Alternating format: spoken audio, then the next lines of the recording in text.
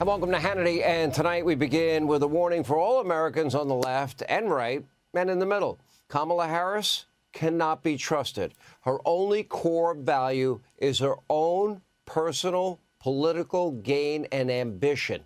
Now, for decades, Kamala has done and said pretty much anything to advance her political career. Now, that includes padding her stats as a prosecutor. She sought these cheap convictions, didn't seem to care about guilt or innocence. So the law, rapper Jamal Truelove, remember, wrongfully convicted of murder, sentenced to 50 years in prison. He said Kamala Harris, who was the San Francisco DA at the time, laughed in his face when the verdict was read. He ultimately won a large settlement over his conviction after it was overturned.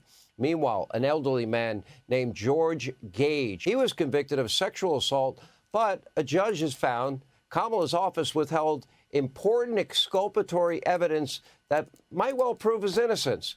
But a new trial was never granted due to a technicality, as Kamala fought to keep Gage behind bars. Why would you ever fight for somebody that has exculpatory evidence to be kept behind bars? She didn't care whether or not he was guilty or innocent. She just wanted to keep her conviction record intact. But once Kamala started to rise through the ranks of California politics, she quickly lost her appetite for throwing people in jail altogether and adopted the soft-on-crime politics you know today. Why? Because of their popularity with California's far-left base, now with the country radical left and that far-left base. She called on the criminal justice system to be fundamentally transformed, ending cash bail, legalizing drugs, expunging the records of thousands of felons, allowing convicts, including those on death row, even the Boston bombers, to vote from prison. She repeatedly vilified law enforcement, calling on public safety. Let's reimagine public safety, fewer police, and demanding that resource officers be removed from schools. Why would you do that? She even compared policing to modern-day lynchings and Jim Crow.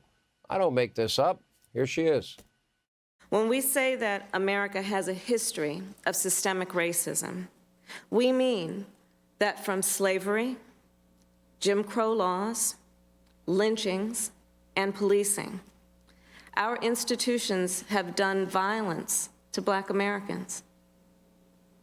And it has caused Black Americans to be treated as less than human. We all know full well how this worked out in San Francisco. Crime is rampant, stores are closing, homelessness, open-air drug use, public defecation, urination, pretty much everywhere. Kamala doesn't care because her soft-on-crime messaging helped her political career in the deep blue radical state of California. And in 2020, when Kamala desperately wanted to capitalize on the summer of love, what did she do? She encouraged deadly riots. They're not going to stop. They shouldn't stop. We're not going to stop. You might even call it an insurrection if your name is Liz Cheney.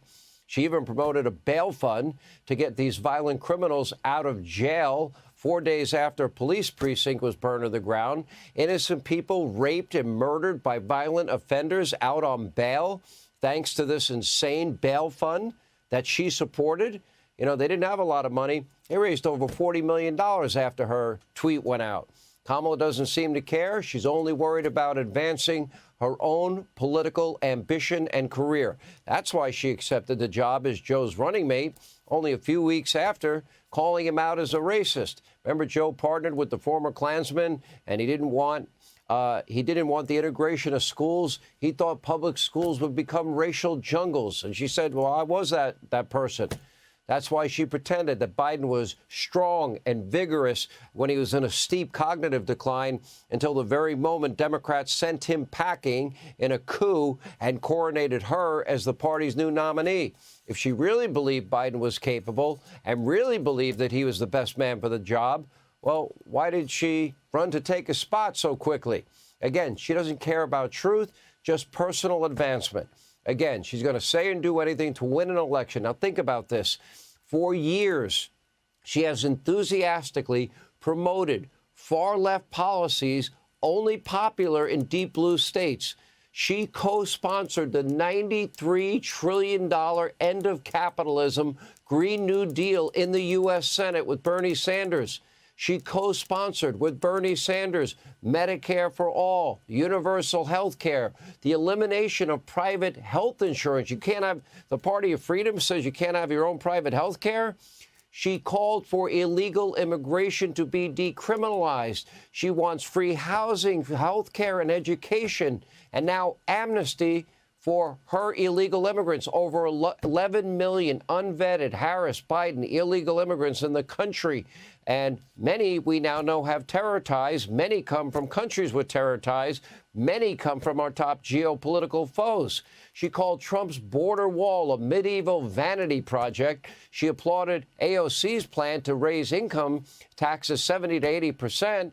Called for a mandatory gun confiscation. She said, there's no question I'm in favor of banning fracking and drilling, a disaster for our economy. It is the lifeblood of the economy of the world. It's called energy. But take a look at your screen, because suddenly, the very moment Kamala was elevated as the presumptive Democratic nominee for president, she supposedly now had an epiphany and has abandoned all of her long-held radical, dangerous, left-wing views. She even reportedly went full MAGA on the border wall just this week. At least that's what the campaign is saying. Now, so far, Kamala has refused to tell us where she stands on almost anything. Now, if fake news CNN wants to pretend at least to be credible and be a news organization, Dana Bash will be playing Kamala in her own words and asking her about all her prior positions and all of her alleged flip-flops tomorrow in that interview. Don't hold your breath. The American people deserve to know whether Kamala wants to turn the American healthcare system into, what, the Postal Service? How's that working out for you? You know, isn't Social Security and isn't Medicare headed towards insolvency? What happened to that lockbox they always talked about? Now, the American people deserve to know if Kamala wants to dissolve our border, decriminalize illegal immigration, offer free health care, housing, and education. You deserve to know how much you will be paying in taxes under Harris-Biden administration. She was up to recently was bragging about the great success that is known as Bidenomics. She's so proud of it. You know, one of her stated policy positions. Kamala is planning some of the largest tax increases in the history, not only of this country, but the world, including a doubling of the worldwide corporate minimum tax. Well, that would put us on par with every other country, and companies would have no incentive to come here and create high-paying jobs for American citizens. And then this insanity and unrealized gain on capital gains. In other words, if your stocks, if your property goes up in estimated value, Kamala wants you to write a check to the federal government, and she wants you to write it today. And by the way, if you sell it and you didn't make money on it, do you get your money back? Even CNBC was mocking the proposal, humiliating one of Kamala's economic advisors in the process. Take a listen. Taxing unrealized gains just doesn't seem fair in any sense of the word. In the very best sense, if you are taxing unrealized gains, all you're doing is pulling forward the taxes that would be paid later when someone actually sells the stock. I think that this reaction to unrealized gains is a little funny, given that I bet that the majority of people watching right now are already paying a tax on unrealized gains. It's called a property tax. Property tax. When the value of your home goes up, that's an old. It's a use tax. When the value of your home goes up, you pay higher taxes, even if you don't sell your home. Your value of your home never moves the way a stock moves, the way something else moves. That's always the go-to answer. You're arguing that this is some sort of foreign concept that's completely unknown in the U.S. tax code. It's probably unconstitutional. It's probably, and it was never in anyone's intent to tax. It's not an income tax, and it's never going to happen. Probably. Now, maybe Kamala's tax on unrealized gains, maybe that's an election ploy, but if it's ever implemented, it would be an unmitigated disaster. Nobody would invest in any business in this country. All investment would stop.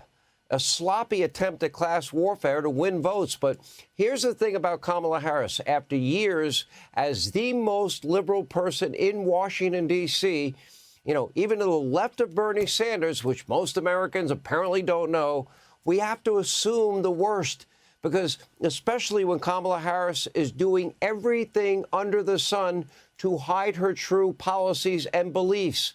In sharp contrast, we know everything about Donald Trump. We know what he believes. We know what he will do in office every day. He's doing interview after interview, press conference after press conference, rally after rally. He's all over social media. He says what he believes. The media criticizes him every day. And as the president, he followed through with his promises. So if you live in a battleground state, if you're in Georgia, by the way, Governor Kemp is set to host a fundraiser for President Trump. Thank God he is. You can vote for someone who actually wants to make America safer, more prosperous, more affordable, and keep a system that is the greatest wealth-creating system in the world intact. It's called capitalism. Or you could just roll the dice with a Marxist, leftist, socialist, new Green Deal radical who is left of Bernie Sanders, who will do or say anything for personal gain. If Kamala really had a plan to make Americans safer, improve your quality of life, she would have done it. She's on day one, I'm going to work on inflation. On day one, I'm going to work on the border. Well, day one was January 20th of 2021. While Biden, has checked out on the beach, what is she doing now? Don't be fooled by these lofty promises. Hey, Sean Hannity here. Hey, click here to subscribe to Fox News YouTube page and catch our hottest interviews and most compelling analysis. You will not get it anywhere else.